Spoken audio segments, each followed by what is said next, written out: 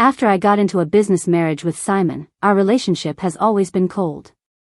Both of our parents noticed and ordered us to develop feelings. Simon, if you have any requests, just let me know. I'll fulfill them. Me, then wear a collar when you come home. Simon, with a restrained tone, You've got the wrong guy. I'm not the kind of person to play these games. You shouldn't do this, it's not good. Me, fine, I'll find someone else. Later that night, he held my hand against a collar and with tears in his eyes, said, Nobody's gonna be your dog except me. I got married in a business deal to an aloof CEO. He insists all his buttons be done up to the top and won't even let me watch him shower. 2 years in, and nothing has progressed. We're even growing colder. Our parents couldn't stand it and have held multiple family meetings, ordering us to grow closer and become a model couple. Honestly, I've heard it so many times that I've gone numb. But Simon took it seriously. He hadn't been at work long when he messaged me. What do you want today? Busy, I replied without much thought, nothing.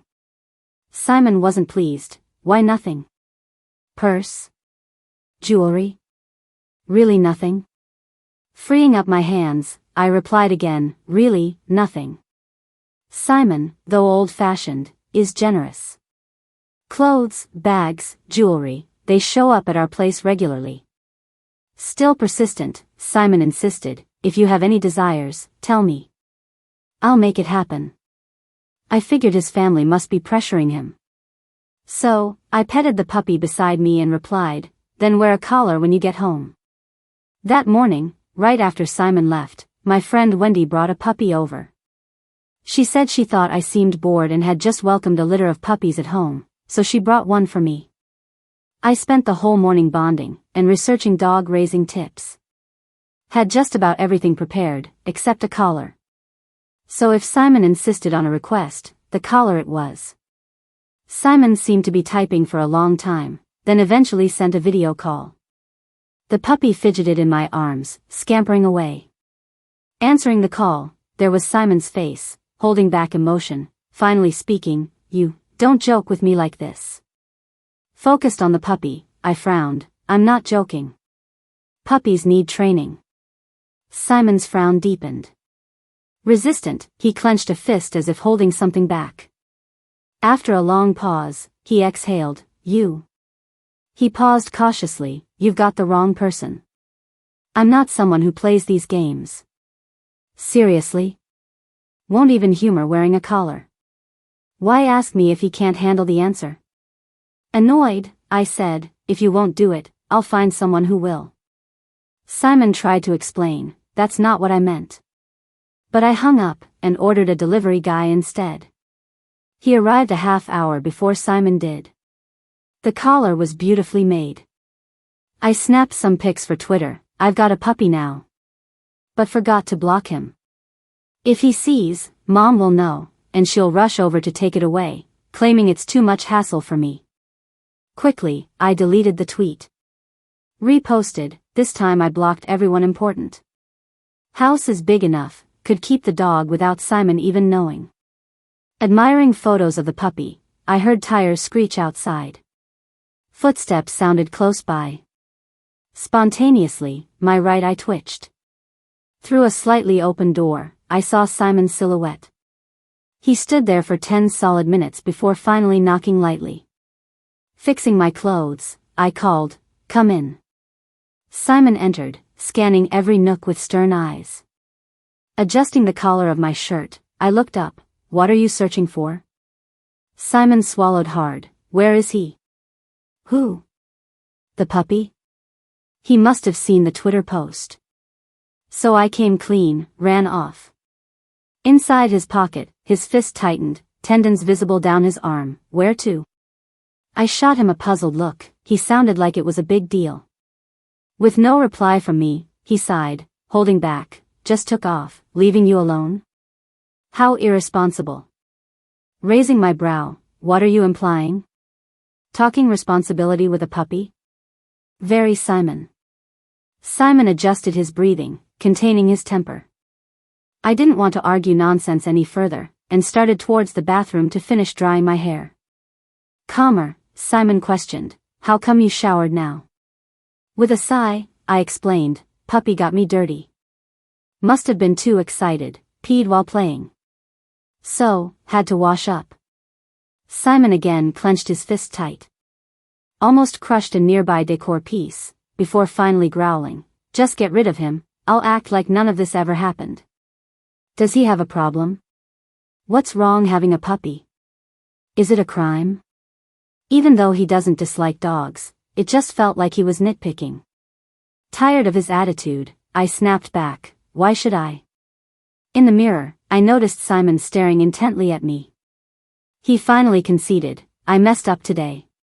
Shouldn't have rejected like that. If you want, I'll do it." "You shouldn't." He paused before continuing, "It's on me." His sudden change in tone caught me off guard, softening me a bit. But before I could speak, Simon added, "Just don't keep him, I'll do anything you want." Still going on about the puppy. I got mad, slammed the brush on the table, and stood up. "Simon, I tolerated you not treating me like your wife before, but now you're taking it too far, interfering in such little things. If you insist on being like this, we might as well split up. Anyway, there's not much love left." Before I could finish that last part, Simon had already pinned me against the wall and gave me a fierce kiss. After what felt like an eternity, he finally pulled back a bit. His breathing was heavy, and his eyes were somewhat red. "Divorce? No way. Nobody else is going to be your damn dog." I stared at him, dumbfounded. My mind couldn't quite catch up. Last night, he guarded me like a thief, wouldn't even let me watch him shower. So why is he now talking about being my dog in just a day? Simon closed his eyes and took a deep breath. When he opened them again, he looked like his usual self. He rubbed his thumb over my lips and apologized softly, "Sorry, I got carried away there." See? This was the real Simon. Apologizing for just a kiss. Before I could say anything, he conceded, "If you really want to keep it, I can deal with it, but don't let anyone fool you, and try not to bring it around me." As for divorce, Simon withdrew his hand and didn't continue, "Go to bed early." By the time I came to my senses, all I saw was Simon walking away, leaving me with a whirlwind of thoughts. I tried to make sense of it all. Simon couldn't be jealous of a little puppy, right? His outburst must have been because he thought I was interested in someone else. That doesn't add up either. If that were truly the case, Simon would likely demand a divorce right away, ending this loveless marriage. But he didn't. He even said he's okay with it in a romantic context. Thinking about it, in the 2 years of marriage, he's always been respectful and considerate. He's never forgotten a birthday or anniversary. Could it be that he likes me? I bit my nails, thinking for 10 minutes, still couldn't come up with a reasonable explanation. So I just went to bed, not wanting to rack my brain any further. Before falling asleep, I grabbed my phone to check on the puppy through the security cam. But a slip of the finger had me looking at the camera outside my room instead. It showed that after Simon left my room, he slowed down noticeably, then leaned against the hallway wall, covering his eyes with the back of his hand. I turned up the volume. With my ear practically pressed to the phone, I finally heard the faint sound of suppressed sobbing. My heart tightened. Thinking back, after my misunderstanding about the puppy, every word I said had barbs. When my emotions ran high, I even mentioned divorce. Simon had no idea the dog was just a real dog. To him, it probably looked like I was fighting with him over another man, even bringing up divorce. No wonder he cried.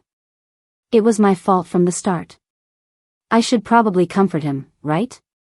Yeah, just go comfort him. Nothing more. With that plan in mind, I slipped on my slippers and hurried to Simon's room. His door wasn't locked, just the faint glow of a nightlight. Sneaking in, I took off my shoes and approached, hoping to catch if he was still crying. Just as I got close, Simon whipped around. In the dim light, his eyes looked a bit puffy. Oh no. I'd really hurt him this time. I scratched my head and apologized. I'm sorry, I didn't really mean to talk about divorce today.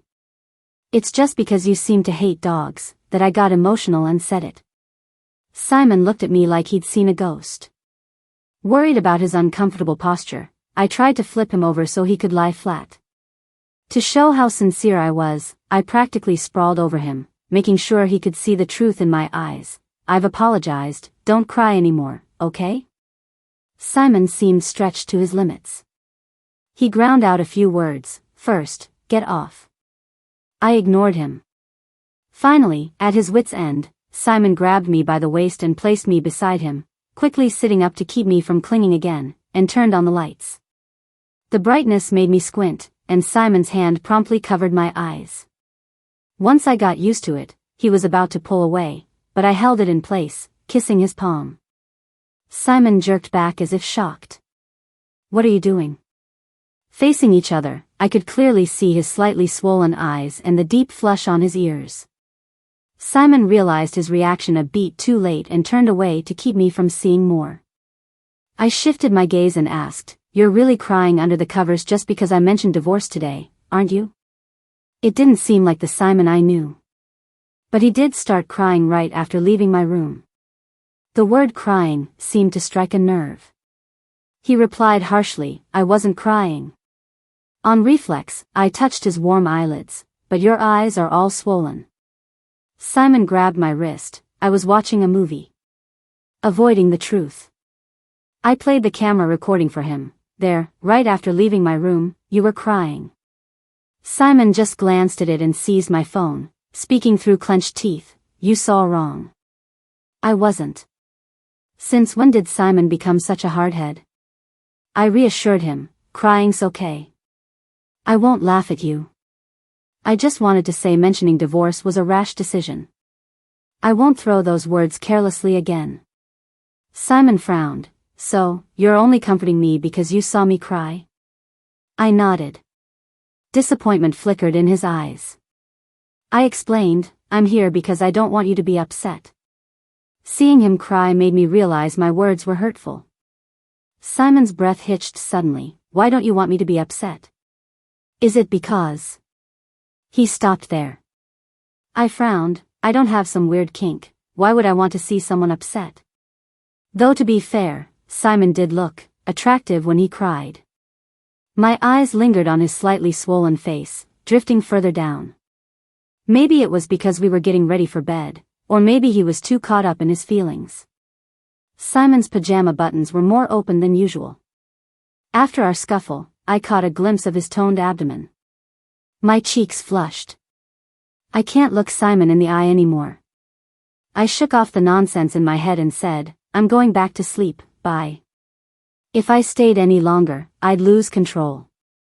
As I was getting out of bed, I remembered something important I hadn't explained yet. "Oh, about the puppy, I wanted to tell him he misunderstood." But as soon as I mentioned the puppy, Simon lay back down and wrapped himself in the blanket. I poked him. "Simon?" He closed his eyes. "I'm going to sleep now." I tugged at his blanket, trying to get him to open his eyes. Before I could say anything, Simon pulled the blanket over both of us. Sleeping. He seemed to have an aversion to the word puppy. Snuggled next to him, I tried to explain again, "The puppy is a real puppy. One that barks." Simon kept his eyes shut, pretending to be asleep, not listening. "Whatever, I'll explain it to him tomorrow." Realizing I wasn't going to say more, Simon pulled me closer. His body was warm, and I quickly drifted off. But in the middle of the night, my feet got cold again. I instinctively moved closer to Simon, only to find his spot empty. Too tired to open my eyes, I mumbled, "Simon?" A few seconds later, Simon came back. As I reached out to hug him, he grabbed my hand and placed it on his neck. He seemed to be wearing something cold, like metal. He whispered in my ear, his breath tickling me, "I can be your dog too. Just don't go to someone else, okay?" Still half asleep, I buried my face in his chest and mumbled, "Okay." When I woke up, I was still in Simon's arms. He hadn't moved all night. So what was it I felt last night? Seeing me staring at him, Simon pulled the blanket over himself. What are you looking at? All I kept thinking about was last night's sensation. I pointed at his neck. You weren't wearing something there, were you? Simon frowned, like he didn't understand what I was saying. A collar, maybe? I asked again, not giving up. In our 2 years of marriage, I'd never dreamed about Simon. It was impossible that seeing him shirtless would make me dream such a wild dream. So, he must have done something while I was asleep. Simon still looked confused. A collar? He suddenly understood. You want to see me wear one? I avoided continuing down his path, got out of bed. Simon looked at me eagerly. Where are you going? I glanced at his neck on purpose and said, to see my puppy. Bought a lot of pretty collars yesterday. If you don't wear them, puppy surely will. Simon clutched the blanket, as if fighting a big internal battle. After a while, he spoke, I'll come too. I pretended to be reluctant. That's not suitable for you, right? Last night you told me not to bring it in front of you. Since learning last night that Simon might actually like me, teasing him didn't give me any stress. He didn't say it, so I guess it's my turn to test the waters. Simon grabbed the blanket, wrinkling it. I just want to see once, to check it out. I had planned to take him to see the puppy room downstairs anyway. Now that he said that, I pretended to agree reluctantly. The destination was at home, but I couldn't just tell him right away. I hinted softly, you don't need to dress up too formally. Tied your tie and all. Wondering if I should reveal the truth now as I watched Simon turn to pick a necktie, I decided against it. Can't blame me. I already explained last night and he didn't believe me. Plus, I wanted to see his reaction when he finally saw the puppy. An hour later, Simon was finally ready. I even changed clothes to avoid him noticing anything unusual. Simon glanced at my dress and asked, why this one? I looked down. Simon had it sent over last month. Loved it right away, but saved it for a special photo moment. Today, I wore it for 2 reasons, dogs see yellow, and I planned to have Simon take pictures of me with the puppy after I clarified things. Before I could answer, Simon switched topics. Never mind, you should dress up nicely for someone you like. Simple words felt strangely passive-aggressive. Quickly, I shot back, if this is dressing up, then what's with your tie and hairdo? This isn't checking it out, this is a warning. Simon glanced at me, for meeting the person my wife likes. With that, he held my hand and led us downstairs. When we passed the puppy's room, I tugged Simon's arm, it's right here. Simon, who looked as if he'd cried too long, seemed foggy-headed.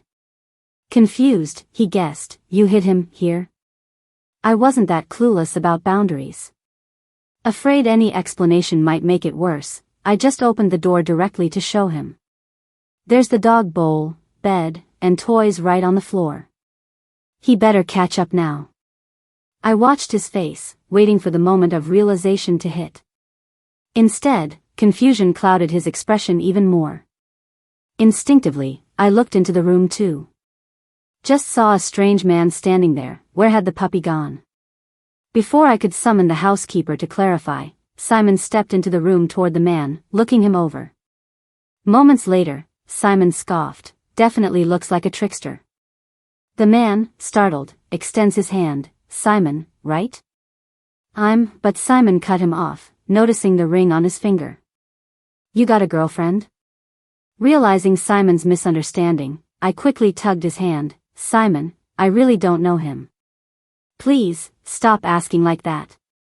After stopping Simon from asking more questions, I turned to the man across from me. Excuse me, you are? The man's eyes darted between me and Simon. He answered Simon first, yes, I'm engaged. Then he looked back at me.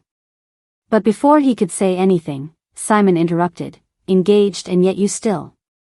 He looked down at me, you knew? How would I know? I don't even know him.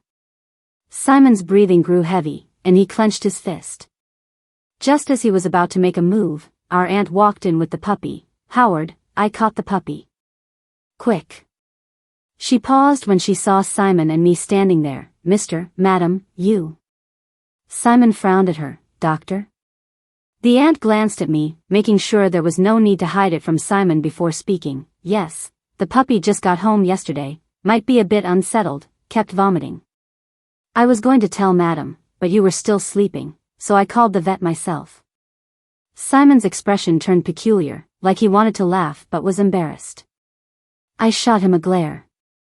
Simon, trying to make peace, held my hand tightly and turned to the vet. Sorry, Howard, I didn't know you were here for the puppy. Sorry if I was rude. Howard still didn't quite get what was going on, but seeing Simon's change in attitude, he held back his words, squatted down, and carefully checked the puppy's condition. I stood to the side, ignoring Simon. He tried to hold my hand several times, but I refused. Then he turned to the aunt nearby. Later, pay Howard double. And after, let Madam know how the puppy's doing.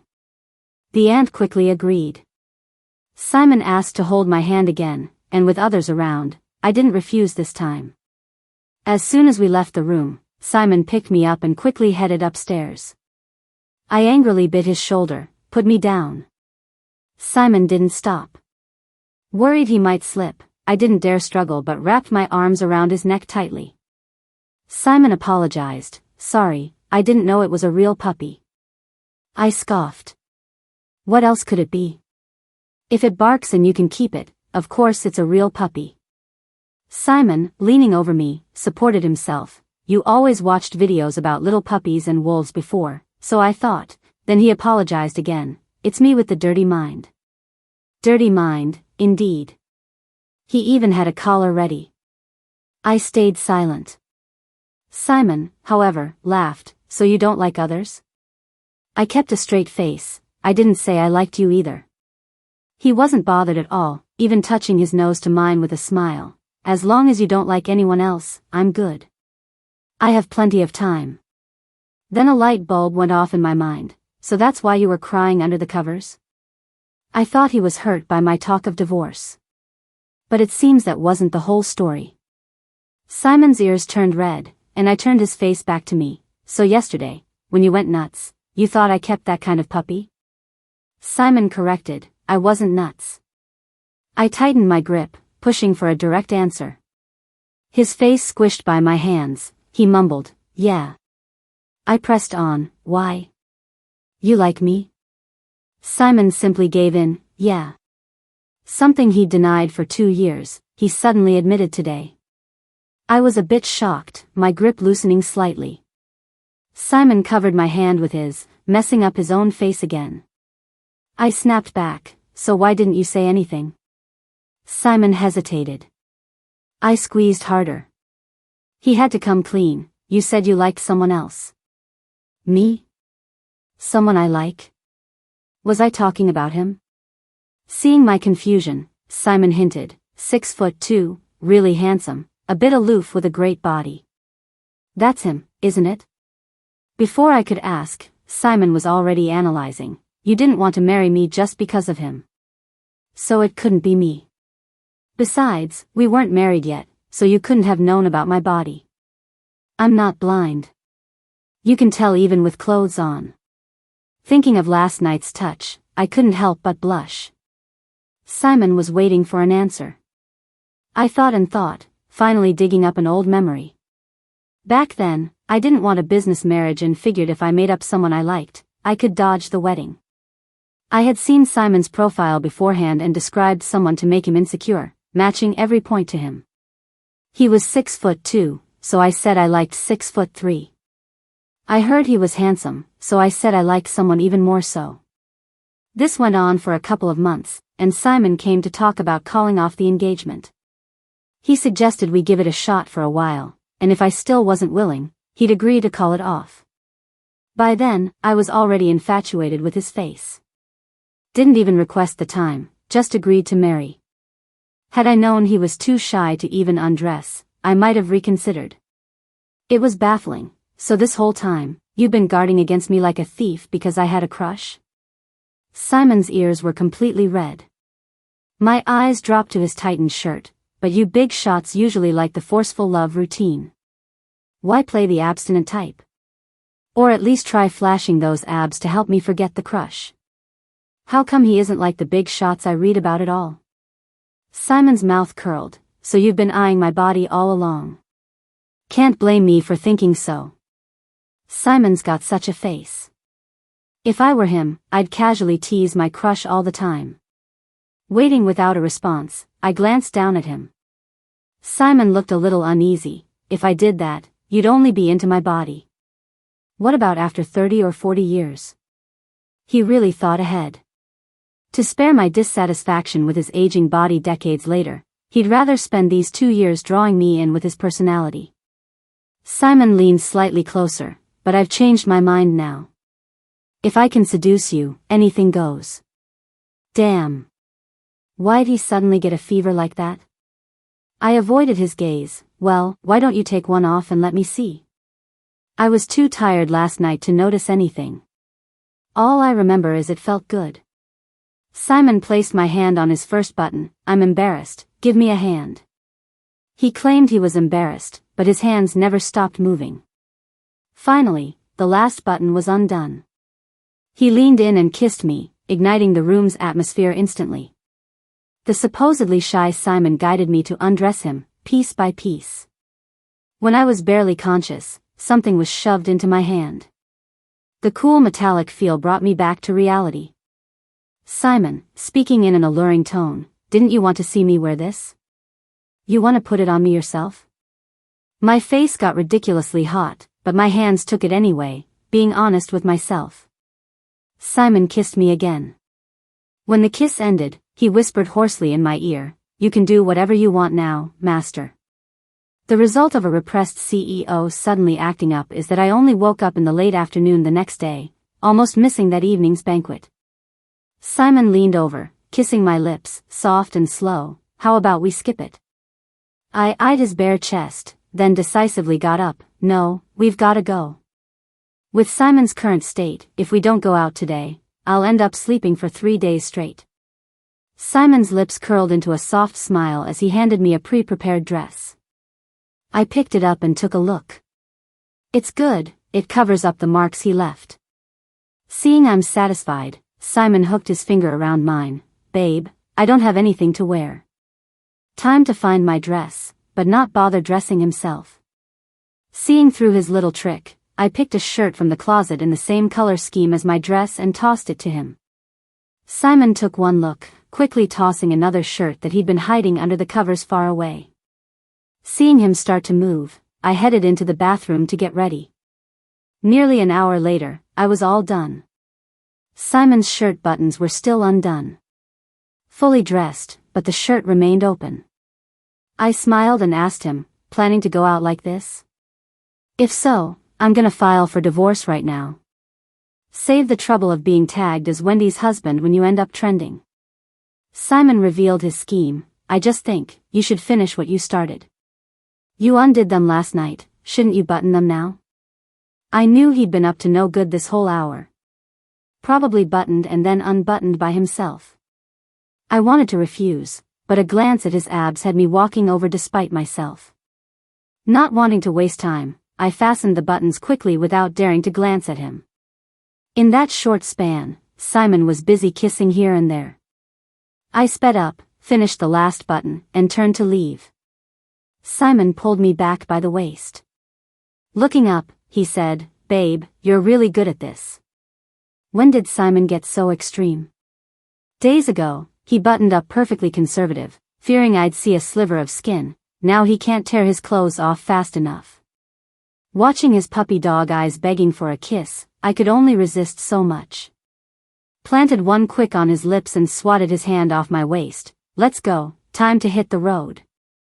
Simon, fearful of losing his privilege to hold hands tonight, hurriedly grabbed his coat and reached for the door with me in tow. A sudden glance had me pulling him back. Wait a sec. I caught him off guard, making him stumble. I dragged him upstairs. Change your clothes.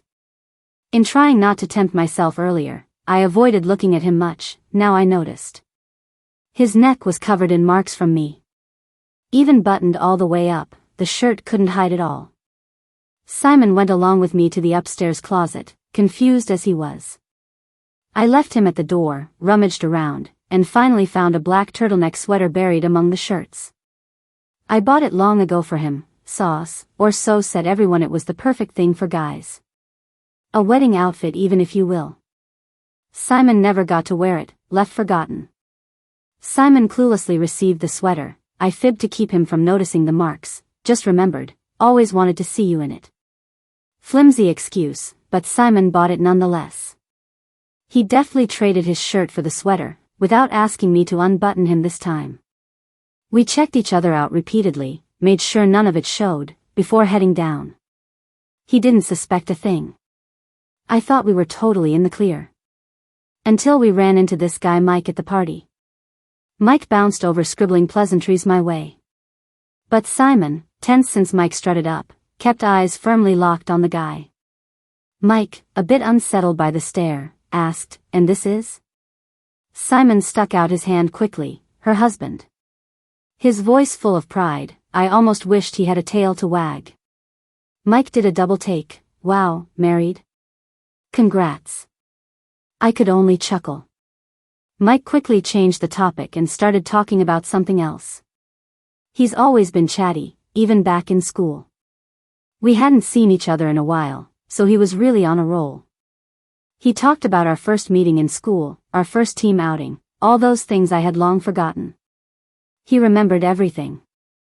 Simon's eyes darkened. Casually, he loosened his collar a bit. After he did it, he apologized to Mike with a smile. "Sorry, it's a bit warm." Mike couldn't help but glance at Simon's neck. When he saw the marks, his smile became somewhat strained. "No worries." Quickly regaining his composure, Mike continued chatting. Who knows how long we chatted before Simon looked down and said, "Wife, our kid misses mom." I was stunned. Kid? Since when? Mike was just as surprised. Kid? Simon didn't miss a beat. "Yeah, Wendy likes our puppy, treats it like a kid." Mike nodded. "That's, nice." With the puppy as an excuse, Simon and I made our escape from the dinner. Sitting in the car, I glanced at him. "The kid misses me?" Using the puppy as an excuse, did he even get the puppy's approval? Simon wasn't the least bit embarrassed about getting called out. Instead, he pulled me into his arms. "Yep, misses Dad too." I chuckled softly. When we got home, I went straight to the puppy room. I fed the dog and played with it for a long time, long enough for Simon to remark, "Wife, the kid's dad misses you too." I pretended not to hear him. Simon, not liking being ignored, squatted down next to me. He took the toy ball from my hand and threw it far away. The puppy high-tailed it after the ball. Simon smirked. The kid went off to play. It was a bit warm in the puppy room. He pulled his collar down further. I turned my head and noticed the marks on his neck. Suddenly, I remembered. "Did you know why I asked you to change clothes?" Simon nodded. "Yup, I look in the mirror before going out." I glared at him. "Why didn't you tell me earlier?"